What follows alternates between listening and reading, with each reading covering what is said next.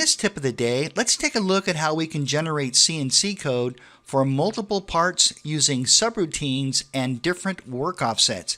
It's actually very simple. In this example, you can see we have a part, and I've already applied 5 different machining operations.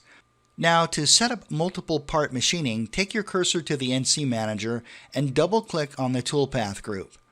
Within the NC Processing dialog box, select the option called Multiple Parts.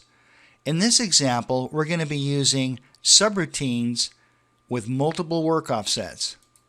Let's use 3 vices, and if we look down here under Positions, we can see a listing for each vice location. Now, if we want to, we can change the work offset just by selecting the position and then come down here and select whatever work offset you'd like. Now, you can also type in numbers as well. So for example, if we're going to be using an E number, we could type in E001. Let's do the same for the second position. Let's type in E002, and for the last position, we'll just click and we're going to type in E003. And that's it. That's really all you have to do. We'll click OK to that.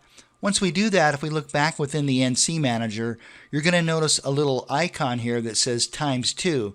That means that we're going to have 2 repeats. So in total, 3 parts. Let's take a look at the CNC code. We're going to double click on the toolpath group. Within the NC Manager, we're going to select Post. And I'm just going to use the default name and click Save on that. And within the NC code, you can see we're using our different offsets. There's E1, E2, E3, and we're also calling different subroutines for each tool. All right, that's it for this tip of the day. Thank you so much for watching, and I look forward to seeing you in the next video. Don't forget to click the subscribe button.